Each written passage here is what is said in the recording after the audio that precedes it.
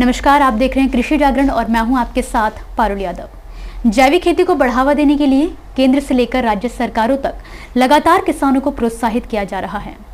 बावजूद इसके किसानों के मन में अभी भी कई भ्रमित करने वाले सवाल हैं, जिनके जवाब उन्हें सही तरीके से नहीं मिल पाते हैं। और आज इन्हीं सवालों के जवाब देने के लिए हमारे साथ कृषि जागरण के मंच पर मौजूद हैं ज़ायडेक्स के प्रबंध संचालक डॉक्टर अजय रांका जी। सर, बहुत बहुत स्वागत है आपका कृषि जागरण पर। नमस्कार जी। तो सर, सबसे पहले मैं शुरुआत करना चाहूंगी कि किसानों को अक्सर एक भ्रम है कि अगर वो जैविक खेती करेंगे तो उनकी आमदनी उन्हें अच्छी प्राप्त नहीं होगी, या फिर जो वो पारंपरिक खेती करते आ रहे हैं उससे उन्हें कम आमदनी होगी और वो घाटे का सौदा उनके लिए साबित होगा। तो इस पर आप किसानों को जागरूक करने के लिए क्या कहना चाहेंगे? पहली बात पारुल जो है कि जो तुमने कहा ये वास्तविक स्थिति है जी। और आज तक जितनी भी विधियां, सारे जो मेथड्स बताई गई है किसान भाइयों को, उसमें उनको 5 साल लगते हैं मिट्टी की उर्वरा शक्ति फिर से ठीक करने के लिए। और ये 5 सालों में उत्पादन टूटता ही है। लेकिन अब इसमें बदलाव आ रहा है। अब बदलाव, ज़ायडेक्स एक अपनी नई तकनीक लेके आई है जिसको हम कहते हैं प्रकल्प संजीवनी। तो मैं किसान भाइयों को ये कहना चाहूँगा कि यदि आप प्रकल्प संजीवनी में जो हमने एक विधि बताई है कि कैसे खेती करना है और उसके उत्पाद भी हम कमर्शियली बनाते हैं, तो इसके अंदर बदलाव क्या है? बदलाव ये है कि सबसे बढ़िया बदलाव ये है कि 1 महीने के अंदर आपकी मिट्टी की उर्वरा शक्ति फिर से 1960 जैसी हो जाएगी। ये बहुत बड़ा बदलाव जी। तो अब ये कह सकते हैं कि पहले ही फसल में, कोई भी फसल में, यानी किसी भी क्रॉप साइकिल में और कोई भी तरह की मिट्टी हो, उसके अंदर अब हम मुनाफेदार बदलाव जैविक के तरफ कर पाएंगे। और इस नए पद्धति के अंदर पानी की भी करीब करीब 30 से 50% तक बचत होती है जी। दूसरा, जो हमारा गोबर का खाद है उसको हम करीब करीब 8 गुना ज़्यादा अच्छा कर पाते हैं। तो अब 4-5 ट्रॉली न डालते हुए एकड़ के पीछे, 1 ट्रॉली में अब 2 एकड़ ज़मीन निकलती है। तो इसका मतलब ये हुआ कि अब हिंदुस्तान के हमारे जो किसान भाई है, ये हर फसल में, हर एकड़ में बढ़िया पाचित गोबर खाद जो वर्मी कंपोस्ट की क्वालिटी का होगा अब डाल सकते हैं। तो मेरे हिसाब से मुनाफेदार बदलाव, आसान बदलाव और जो मिट्टी के लिए और पानी के लिए सहायक होगा, ऐसा बदलाव ये अब हो सकता है जी। तो सर, जैसा कि आपने बताया कि अगर कोई किसान रासायनिक खेती करता आ रहा है अपने खेतों में जी, और अगर वो जैविक की ओर रुख करना चाहता है तो उसे कम से कम 3 से 5 सालों का समय लगता है। और आपने कहा कि ज़ायडेक्स एक ऐसी पद्धति लेकर आया है जिसके ज़रिए वो मात्र 1 महीने के अंदर ही अपनी जो खेतों की भूमि है उसको जैविक में कन्वर्ट कर सकता है। तो सर, मैं जानना चाहूँगी कि इसके लिए सिर्फ जो आप ज़ायडेक्स का जो पद्धति है या जो भी आपका उत्पाद है, सिर्फ उसी का इस्तेमाल करना होगा या किसानों को और भी कई चीज़ों का ध्यान रखना पड़ेगा इसके साथ में, इस पद्धति को अपनाने के लिए? नहीं, इसमें कोई बहुत बड़ा साइंस नहीं है। हमने क्या किया है, हमने देखा है कि जैविक खेती बोले तो क्या, जीवों से चलने वाली खेती। तो जो हम न्यूट्रिएंट जो केमिकल फर्टिलाइजर में से, जैसे यूरिया, डीएपी में से देते हैं, पोटैश में से देते हैं, वही लेकिन अब बायो न्यूट्रिएंट्स यानी बायो मेटाबोलाइट्स जिसको हम कहते हैं, उससे देंगे। तो यानी जीवों की सहायता से। तो जीवों को क्या चाहिए? खाना, पानी पीना और सांस।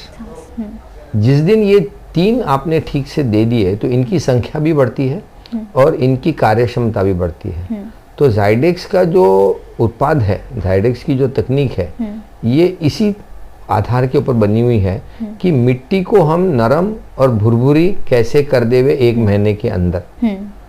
जब मिट्टी नरम भुरभुरी हो गई तो उसकी हवा की आने जाने की क्षमता अच्छी हो जाती है, उसकी पानी की संग्रह की शक्ति अच्छी हो जाती है। और सबसे बड़ी बात है कि उसके जो जड़ों का क्षेत्र है पौधे का वो बड़ा होना शुरू हो जाता है। उसकी जो सफ़ेद जड़ें जो बड़ी कोमल होती है, ये नरम मिट्टी में अच्छी फैलती है, भर जाती है, तो आपका जड़ों का जाल बड़ा हो जाता है। और फिर जैसे जीवक जैविक जो हमारे साथी है जैसे माइकोराइजा है, तो वो ये जड़ों के साथ जुड़ के उसके घना भी कर देता है। तो बड़ा और घना ऐसा जब जड़ों का क्षेत्र होता है तो उसकी पोषण लेने की ताकत, उसकी पानी लेने की ताकत बढ़ जाती है। तो इसलिए ये पद्धति में कोई ऐसा नया कुछ नहीं है कि जो हमने ये किया है। नया सिर्फ इतना ही है कि जो मिट्टी कड़क और दब गई है उसको हम कैसे नरम और भुरभुरी करें जी। तो इसी के ऊपर आधारित है। और दूसरी जो बात एक हमने जो इनोवेशन लाया है इसके अंदर कि पौधे की ग्रोथ के लिए किसान हमेशा डरा हुआ रहता है, उसको हरापन अच्छा लगता है जी। तो इसके लिए भी हवा में से पानी कैसे लेना, फोटोसिंथेसिस को कैसे अच्छा करना, उसकी भी एक टेक्नोलॉजी अपन ने लाई है जी। सर इसी के साथ एक सवाल मेरा ये भी है कि 1 महीने के अंदर अगर किसान अपने खेतों को जैविक में तब्दील कर लेते हैं तो उनकी आमदनी पर इससे कोई फर्क पड़ेगा? बिल्कुल पड़ेगा। देखिए क्या होता है कि जैसे ही आपकी खेती की उर्वरा शक्ति बढ़ती है तो पहला अंतर कहाँ दिखेगा? तो पहला अंतर आपको दिखेगा कि उसकी जो जिसको हम अंकुरण शक्ति है पौधे की वो बढ़ जाती है, पौधे की नहीं अपने बीजों की। तो 100 बीज यदि डाले तो आज किसानों का अनुभव ये है कि करीब 70 पौधे उसको 1 महीने के बाद में मिलते हैं। ये नंबर यदि अच्छी मिट्टी हो तो इसका नंबर 95+ आता है। और जो हमने एक्सपीरियंस किया है, जो किसान भाइयों ने अपना टेक्नोलॉजी यूज़ की है, वो इस बात को मानते हैं कि यदि जाइडेक्स की टेक्निक से यदि हमने खेती करते हैं तो 100 बीज यदि डाले तो 95 पौधे हमको 1 महीने के बाद में ज़िंदा हेल्दी मिलते हैं। अब बस यही फ़ायदा समझ लो, 70 पौधे और 95 पौधे, तो आपका 30-35% का तो उत्पादन ऐसे ही बढ़ गया। तो अब फायदा होगा या नुकसान होगा ये आप ही सुनो। जी जी। तो सर इसी के साथ जो जाइडेक्स है वो पर्यावरण के लिहाज से देखो तो पर्यावरण संरक्षण और स्थिरता के लिए किस तरीके से काम कर रहा है?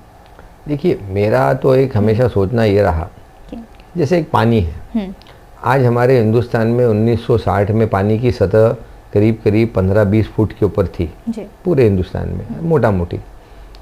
आज वो सतह 200 फीट, 300 फीट, 400 फीट, कहीं कहीं 800 फीट चली गई है। तो ये अच्छा है क्या?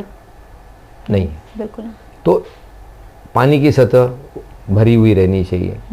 दूसरा ये है कि आज हमारे जो पीने का पानी है, जो ज़मीन का पानी है, हमारे ट्यूबवेल का पानी है, इसके अंदर नाइट्रेट और अमोनियम का प्रमाण बहुत बढ़ गया है। और ये सारी चीज़ें कैंसर को प्रमोट करती है, कैंसरस सेल्स को एक कैटलिस्ट की तरह काम करती है। तो ये एक हमारा एक गड़बड़ हो रहा है। तीसरा जो ये है कि हम बहुत दवाइयाँ इस्तेमाल कर रहे हैं, ज़्यादा इस्तेमाल कर रहे हैं, तो उसकी वजह से भी ये दवाइयों का जो अवशेष धीरे धीरे पानी में हमारी मिट्टी में जा रहा है, तो कहीं ना कहीं ये हमारे स्वास्थ्य को खराब करेगा ही। तो ऐसे ये सब चीज़ों को ठीक करने के लिए यदि हम जैविक खेती की तरफ मुड़ जाए तो मुझे लगता है कि अब क्योंकि ये मुनाफेदार हो रहा है बदलाव, और 1 महीने में एक फसल में बदलाव हो रहा है, तो हमारा किसान भाई क्यों नहीं करेगा? और करना ही चाहिए। और मेरे हिसाब से ये देश के लिए भी अच्छा होगा, समाज के लिए भी अच्छा होगा। तो सर जैसे कि मतलब अभी भी जो है कि किसान हैं वो इस बात पे यकीन किस तरह से करें कि जैविक खेती से उन्हें मुनाफा होगा, या आपको क्या लगता है कि अभी कितना समय किसानों को लगेगा इस बात पर यकीन करने में? भाई ये तो पारुल तुम्हारे ऊपर ही डिपेंड करेगा कि तुम किसान भाइयों को कितना अच्छे से समझा पाती हो। सर हमारी पूरी कोशिश रहेगी, लेकिन एक अनुमान होता है ना कि आप अभी जो जाइडेक्स जिस तरीके से काम कर रहा है 2047 का जो मिशन है जैविक खेती को लेकर, तो उसमें मैं जानना चाहूँगी कि कितना समय जाइडेक्स अपनी तरफ से क्या क्या कदम उठा रहा है उस मिशन को पूरा करने के लिए या किसानों को जैविक खेती के प्रति प्रोत्साहित करने के लिए? देखिए मैं तो इस इंटरव्यू के माध्यम से सारी जो हिंदुस्तान की अच्छी कंपनियां हैं जिनको हमारे किसान भाई अनाज खिलाते हैं उनको ये कहूँगा कि आप CSR के अंदर हर कंपनी ने विलेजेस को अडॉप्ट करो। ये जो नई तकनीक डेवलप हुई है इसके 5-5 प्लॉट हर गांव में 3 साल तक किसानों को बताओ। यदि किसान भाई अपने ही गांव में, अपने ही फसलों में ये मुनाफेदार बदलाव देख पाते हैं तो मुझे लगता है कि बहुत जल्दी किसान उसे अडॉप्ट कर लेगा, उसे आत्मसात कर लेगा और उसमें सीख भी लेगा। तो अब इसके अंदर गवर्नमेंट भी कुछ योगदान दे सकती है, बट मुझे लगता है कि प्राइवेट ही एनर्जी हमारे पास इतनी है और कंपनियों की एनर्जी कितनी है कि ये हो सकता है। दूसरा, मेरे जैसे कई लोग हैं कि जो कहते हैं कि भाई हमारे पास में भी ऐसी तकनीक है, हमारे पास में भी ऐसे उत्पाद है कि जिससे ये बदलाव हो सकता है, तो उन्हें भी चांस दीजिए। लेकिन जब तक हम किसानों को अच्छी पद्धति, अच्छे उत्पाद उनके गांव में करके और सक्सेसफुली नहीं करके दिखाएंगे, तब तक ये बदलाव नहीं आएगा। तो वो करना जरूरी है। वो उसके लिए कितना समय लगेगा इसका तो अनुमान लगाना मुश्किल है, बट मेरी इच्छा है कि अगले 10 साल में यदि हम ये कर पाए तो मुझे लगता है कि एक बहुत बढ़िया माइलस्टोन हम कर पाएंगे। जी, तो सर ज़्यादा समय ना लेते हुए मैं बस एक आखिरी सवाल आपसे जानना चाहूँगी कि कृषि जागरण की जो मुहिम है जैविक जागरण, तो उसको लेकर आपका क्या विज़न है या आप क्या सोचते हैं जैविक जागरण मुहिम को लेकर, उसके बारे में हमारे दर्शकों को थोड़ा सा बताएं। देखिए, आज भारत का जैविक जागरण ये अब हमारा एक मोटो बन गया है और मैं उसके लिए कमिटेड हूँ। अब मैं जानता हूँ कि बदलाव हमेशा आता है, देरी से आता है, उसके लिए मेहनत करनी पड़ती है। तो मैं यही कहूँगा कि समाज के लिए अच्छा है, पर्यावरण के लिए अच्छा है, हमारी आगे की पीढ़ी के लिए अच्छा है, उनकी सेहत के लिए अच्छा है। तो क्यों ना अब मुनाफेदार बदलाव यदि हो सकता है तो हम सब लोग मिलके, हम सब किसान भाइयों को इसके बारे में बताएं, उनको एक्सपेरिमेंट करके दिखाएं और पूरे देश का एक जागरण करें। जैसे हमारे को जब स्वतंत्रता मिली तो पूरे देश में एक जागरण हुआ कि हमें इंडिपेंडेंट होना है, हमें स्वतंत्र होना है, और हर आदमी चल पड़ा रास्ते पे। ऐसे ही इसके लिए हर किसान, हर सोचने वाला व्यक्ति इसके अंदर मिल जाना चाहिए। तो मुझे लगता है कि एक मिशन है भारत का जैविक जागरण और वो होगा। जी, तो इसी के साथ सर मैं आपका बहुत बहुत धन्यवाद करना चाहूँगी, अपना कीमती समय निकाल कर आपने हमें दिया। बहुत बहुत शुक्रिया सर हमारे साथ। थैंक यू, नमस्कार।